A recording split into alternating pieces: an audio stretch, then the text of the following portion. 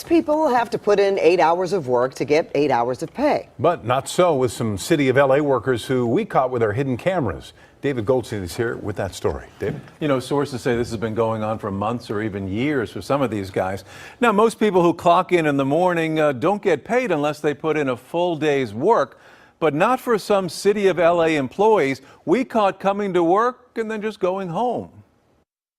How is it that you get to leave every morning? Day after day. He's getting in. We watch this City of LA employee arrive at work. There's Adams. And then just leave for home within the next 2 hours. Am I required to talk to you? And other employees as well. You guys come in at like 6:30 and then leave at like 7:30, 8 o'clock. Why is that? Is this an ambush out of nowhere? They work out of this city facility near Elysian Park, full-time employees, part of a drilling crew that are used to get soil samples for city maintenance work on bridges and roads.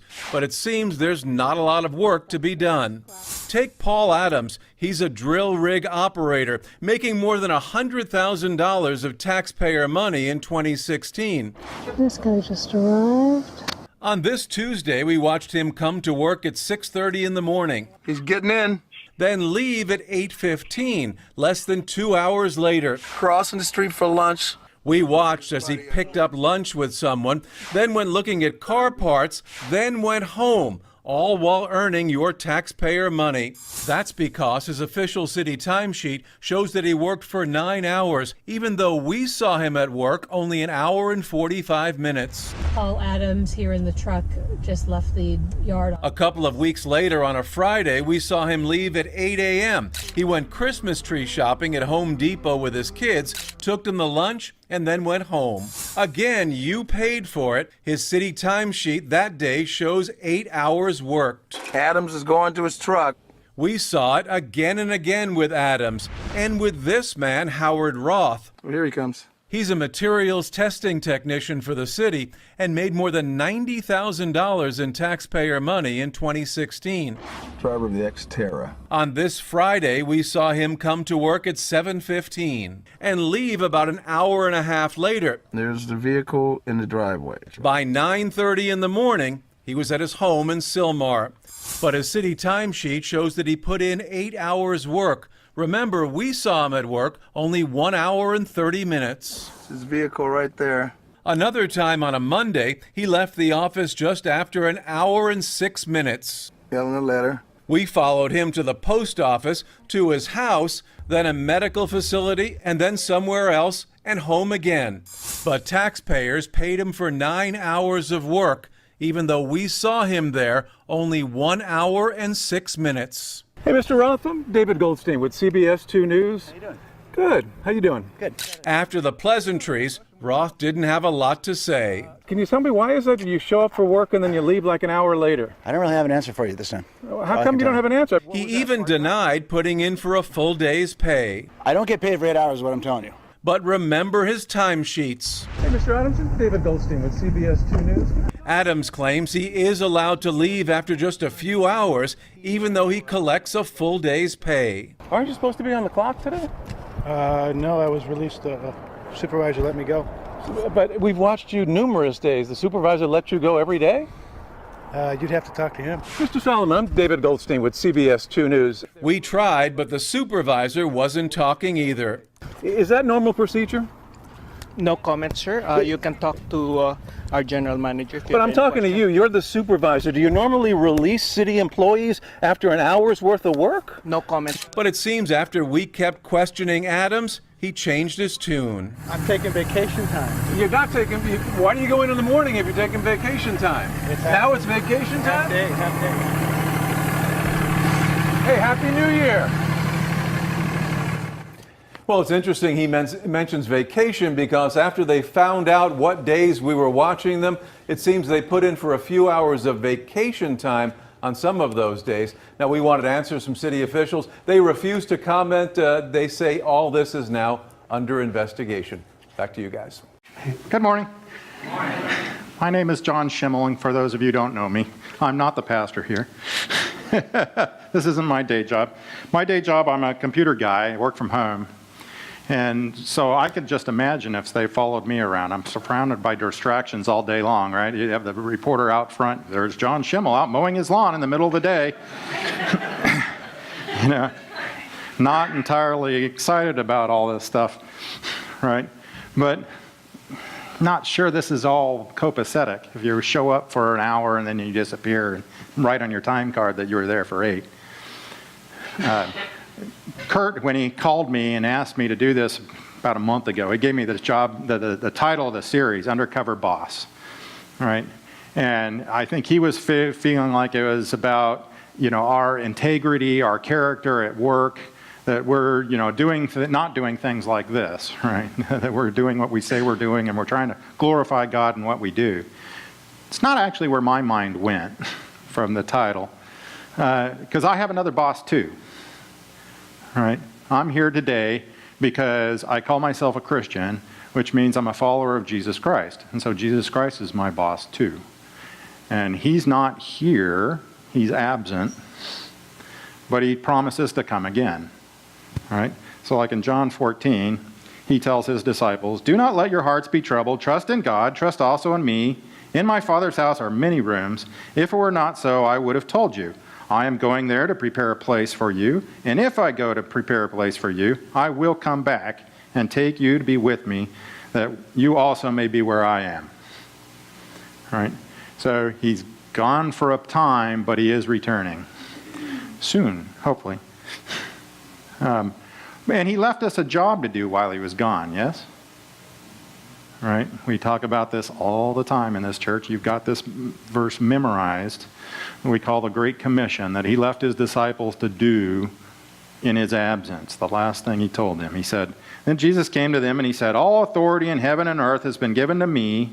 Therefore, go and make disciples of all nations, baptizing them in the name of the Father and of the Son and of the Holy Spirit, and teaching them to obey everything I have commanded you. And surely I am with you always to the very end of the age." Yes? So we have a God, we have a King, a Lord, a Master for us, who has gone away for a period of time, but he's returning, and he left us a job to do while we were gone. And so the question is, what will it be like when he returns? What will he find us doing? Right? Is it going to be like these poor guys up here who, you know, fill out a time card saying they were there, but they really were only there for an hour or so and then they disappeared? Right? Am I, in this job Jesus gave me to do, am I putting in the effort, or am I pretending to put in the effort? So the book of Matthew builds up to this point. This is the last verse in the book. In fact, the entire book is probably, you can call it a discipleship guide. This is Matthew's attempt to make disciples, to do this very thing with his audience. All right? So today I want to back up about 3 or 4 chapters and look at the last teaching section of the book just before Jesus is crucified. And because I think in there, he tells them what they should be doing while he's absent. Okay? We call it the Olivet Discourse because it's given on the top Mount of Olives, overlooking Jerusalem. And it starts this way. It says, Jesus left the temple and was walking away when the disciples came up to him to call its attention to its buildings. "Do you see all these things?" he asked. "I tell you the truth, not one stone here will be left on another. Every one will be thrown down." All right. As Jesus was sitting on the Mount of Olives, the disciples came to him privately. "Tell us," they said, "when will this happen? And what will be the sign of your coming and of the end of the age?" Right. So what's their question? When is it happening? When are you coming back? Right? And so you expect him to answer that question. All right, so how does he answer? He says, "Watch out that no one deceives you, for many will come in my name claiming I am the Christ and will deceive many." So he doesn't tell them when. Right? He's more concerned in this section about what it is that's going to happen to them when he leaves. Right? And we've seen this over history. We've seen this as being a real issue, that many Christs have come and have deceived many. Right? We have Joseph Smith, Muhammad, David Koresh locally, right? I mean, pick your favorite one, who've taken away people and led them astray because they weren't paying attention and stuff, right? He does give a set of signs in this passage, and usually when we look at the Olivet Discourse, that's what we're paying attention to. We do this as part of a prophecy conference or something, and we're talking about what it looks like when Jesus returns. But it's not his main issue in this passage and in what he's trying to teach. And so he doesn't give them an exact time of his return or anything like that. Instead, what he tells them is it's going to happen suddenly and unexpectedly. So he goes on to give 5 little illustrations, 5 little parables, 5 little stories to try and explain what it is that he's talking about in this passage, okay? And so I want to just read these with you and try and get what it is that he's trying to talk about in each one of these illustrations. What are we supposed to learn from each of these? So the first one starts this way. It says, "Therefore keep watch, because you do not know on what day your Lord will come. But understand this, if the owner of the house had known what time the night the thief was coming, he would have kept watch and would not have let his house be broken into. So you also must be ready, because the Son of Man will come at an hour when you do not expect him." All right? So what are you supposed to learn from this little parable, this little illustration that he's giving? Be ready all the time. Yeah. So I get 2 things, right? So one, people must constantly be ready for the possible return of Christ, right? It can happen today. I hope it does, personally. But then again, it might not, right? We don't know. We have to be ready when it does happen, right? Second, he might come at any time and catch some off guard. What are you going to be doing when he returns? Right? Am I going to be out mowing my lawn or what? You know, it's just like these reporters, when they come and find you working, right? What are you really doing? Right. Okay, so second story. He says, "Who then is the faithful and wise servant whom the master has put in charge of the servants in his household to give them their food at the proper time? It will be good for that servant whose master finds him doing so when he returns. I tell you the truth, he will put him in charge of all his possessions. But suppose that the servant is wicked and says to himself, 'My master's staying away a long time.' And he then begins to beat his fellow servants and eat and drink with drunkards. The master of that servant will come on a day when he does not expect him, in an hour that he is not aware of. He will cut him to pieces and assign him a place with the hypocrites. There will be weeping and gnashing of teeth." Rather extreme reaction, but you get the point, right? So what are we supposed to get from this? What is he trying to tell us? So I get 3 things, right? So 1, God rewards and he punishes people at the final judgment on the basis of their stewardship of the tasks that are assigned to him, right? Just like, in this case, the servant, right? He's rewarded or judged based upon how he carries out the task that the Lord left him. Right. Second, faithful stewardship requires perseverance and consistency, for the end could come at any time. In this little job that he gave his servant to do, he's supposed to give them their food in time, right?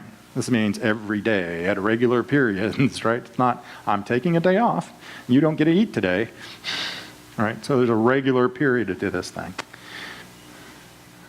Third, those who postpone their responsibilities and do evil in the meantime may sadly discover that it's too late for them to make amends for their errors, right? If he could return at any time, you don't know when he returns. If you put it off and put it off and put it off, it could be too late when he does come. All right? So in terms of our thinking of the Great Commission here, right, Jesus left us a job to do, to make disciples.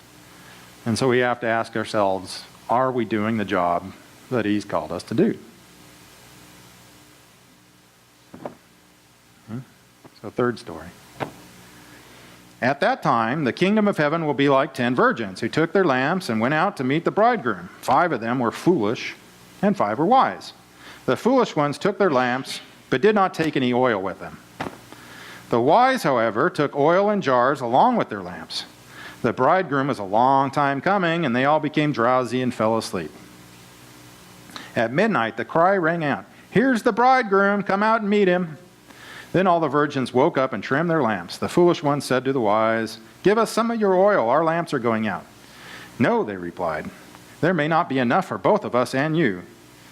Instead, go to those who sell oil and buy some for yourselves.' But while they were on their way to buy the oil, the bridegroom arrived. The virgins were ready, went in with him to the wedding banquet, and the door was shut. Later others came and said, 'Sir, sir,' they said, 'open the door for us.' But he replied, 'I tell you the truth, I don't know you. Therefore keep watch, because you do not know the day or hour.'"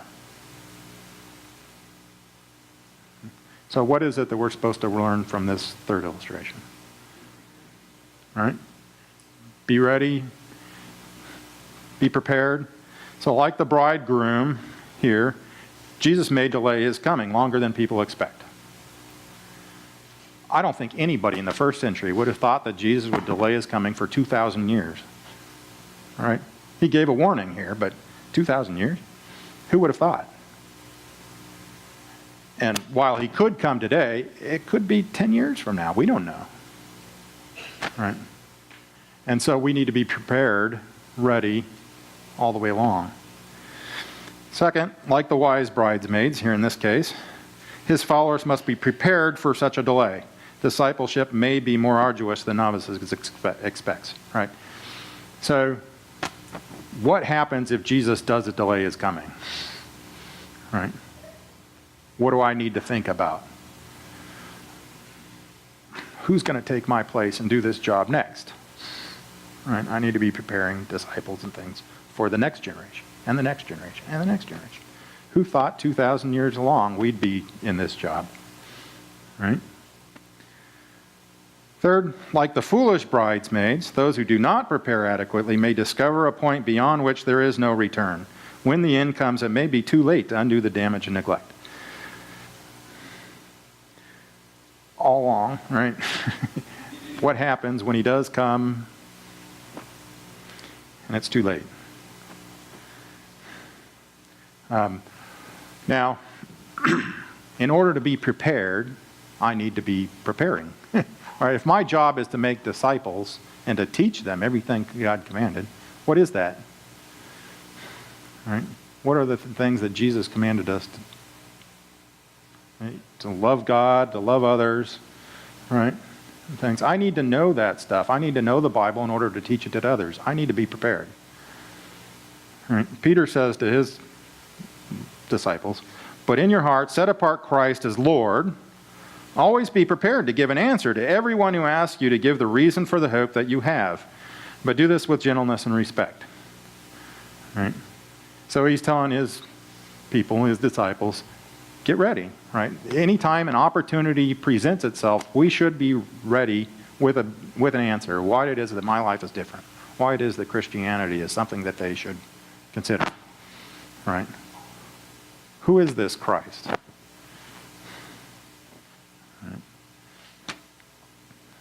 Okay, so fourth story. Again, it will be like a man going on a journey who called his servants and trusted his property to them. To one he gave 5 talents of money, to another 2 talents, to another 1 talent, each according to his ability. Then he went on his journey. The man who had received the 5 talents went at once to put his money to work and gained 5 more. So also the one with 2 talents gained 2 more. But the man who had received the 1 talent went off, dug a hole in the ground, and hid his master's money. After a long time, the master of those servants returned and settled accounts with them. The man who had received the 5 talents brought the other 5. "Master," he said, "you entrusted me with 5 talents. See, I've gained 5 more." His master replied, "Well done, good and faithful servant. You have been faithful with a few things. I will put you in charge of many things. Come and share in your master's happiness." The man with 2 talents also came. "Master," he said, "you entrusted me with 2 talents. See, I have gained 2 more."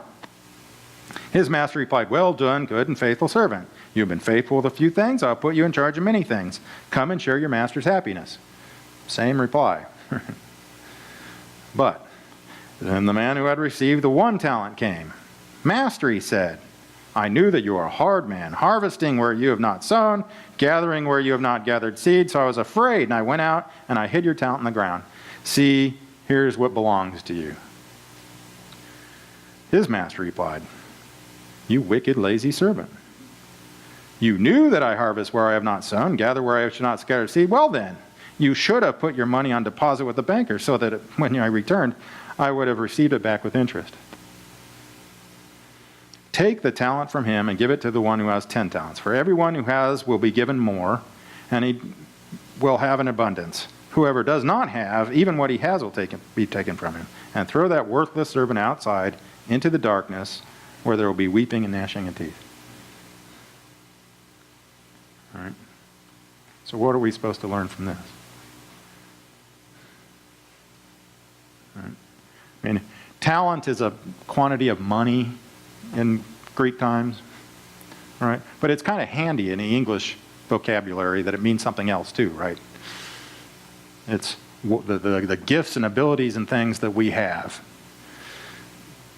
So, like the master in this story, God entrusts all people with a portion of his resources. Not just money, but all the things that he's given us, the abilities and everything that we have. And he expects them to be good stewards of it, to use it for him, for his glory. Right? Second, like the two good servants, God's people will be commended and rewarded when they have faithfully discharged that commission. Right? So if you're doing the things that the master wants done, and when he returns, he brings them a reward. He invites them in, right? But like the wicked servant, those who fail to use the gifts God has given them for his servants will be punished by separation from God and all things good.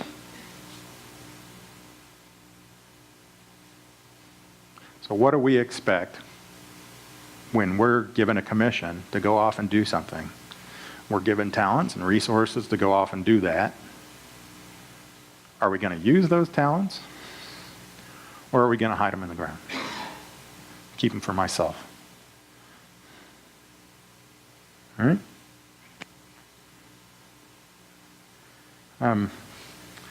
One more story. Maybe it's a parable, maybe it's an illustration, or maybe he's just telling us what's really going to happen at the end times. It says, "When the Son of Man comes in his glory, and all the angels with him, he will sit on his throne in heavenly glory. All the nations will be gathered before him, and he will separate the people one from another as a shepherd separates the sheep and the goats. He will put the sheep on his right and the goats on his left. Then the king will say to those on the right, 'Come, you who are blessed by my Father, take your inheritance, the kingdom prepared for you since the creation of the world. For I was hungry, and you gave me something to eat. I was thirsty, and you gave me something to drink. I was a stranger, and you invited me in. I needed clothes, and you clothed me. I was sick, and you looked after me. I was in prison, and you came and visited me.' Then the righteous will answer him, 'Lord, when did we see you hungry and feed you, or thirsty and give you something to drink? When did we see you a stranger and invite you in, or needing clothes and clothe you? When did we see you sick and in prison and go visit you?' The king will reply, 'I tell you the truth. Whatever you did for one of the least of these brothers of mine, you did for me.' Then he will say to those on his left, 'Depart from me, you who are cursed, into the eternal fire, prepared for the devil and his angels. For I was hungry, and you gave me nothing to eat. I was thirsty, and you gave me nothing to drink. I was a stranger, and you did not invite me in. I needed clothes, and you did not clothe me. I was sick and in prison, and you did not look after me.' They also will answer, 'Lord, when did we see you hungry or thirsty or a stranger or needing clothes or sick or in prison and did not help you?' And he will reply, 'I tell you the truth. Whatever you did for one of the least of these, you did not do for me.' Then they will go away to eternal punishment, but the righteous to eternal life."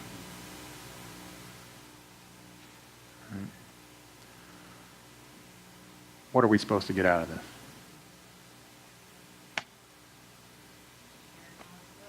Share God's love. What is it that we were supposed to be teaching our disciples? To love one another, right?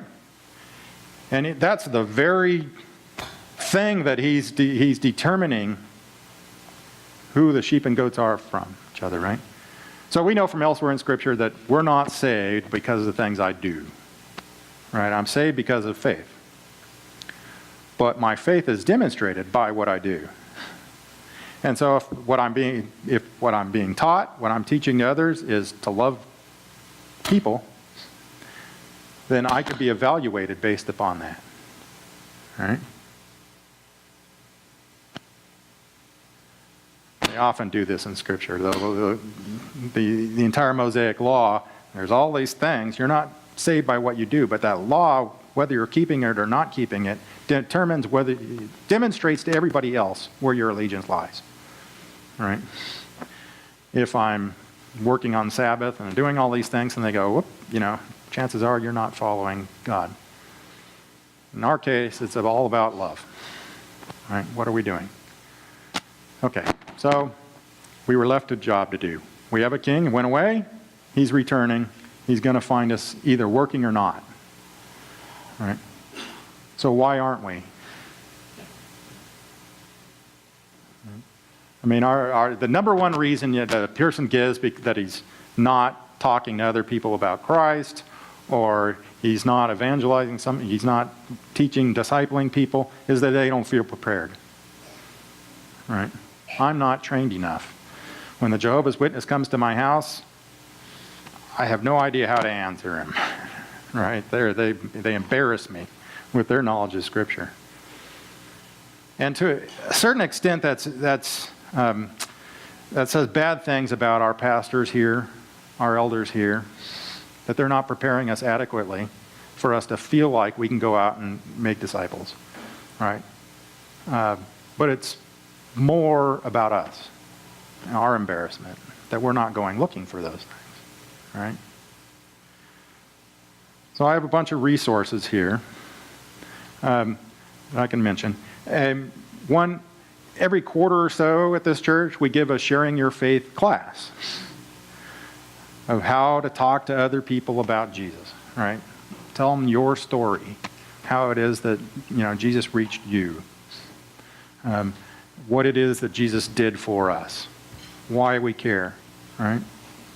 And so an obvious starting place would be the next time this thing rolls around to sign up and take it. If you don't feel prepared to talk to people, take a class, right? Second, we have community life groups here every week, right? If you're not part of one, go look for one.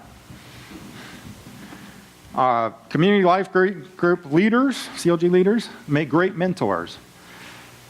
If you want to know more about discipleship, about talking to other people, if you are discipling somebody and they're asking questions that you don't know the answers to, you can go to your CLG leaders and ask them to teach you more. Right? Ask them to help you out in their area. This church isn't your only resource. We live in Dallas, which is rich with educational possibilities. I teach a class out in Greenville every Thursday night at a place called Centerpoint Bible Institute. It's completely free. Anybody can come and take a class with us there. You can go down to the seminary downtown where I got my education and take classes there. They have classes online that are completely free. You could start today. Just go onto their webpage and sign up. If you decide to go on and get a degree or something, you can take about half of your classes online. You don't even have to go down to the seminary campus. So it makes it pretty easy for us to get more education. And finally, there's one-on-one things. If nothing else happens, talk to me. Give me a call.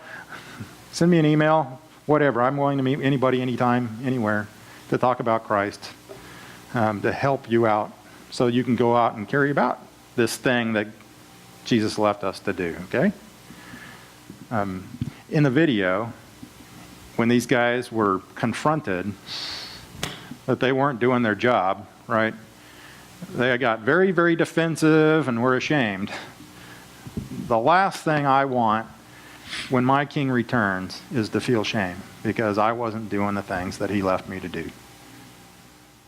All right? And the last thing I want for you is the same.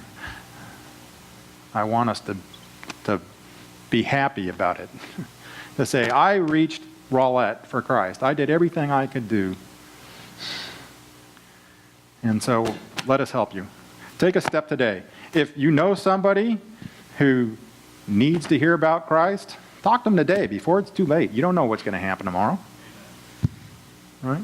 If you have somebody who knows about Christ, who's accepted Christ but knows nothing, train them up. Right? Help them to get to the point where they can make disciples of their own. Right? We can provide you resources. We can help you out. If you don't have any of those things in your own life, you don't know where to go, try these things. Or call me. Okay? Thank you. Thank you, John.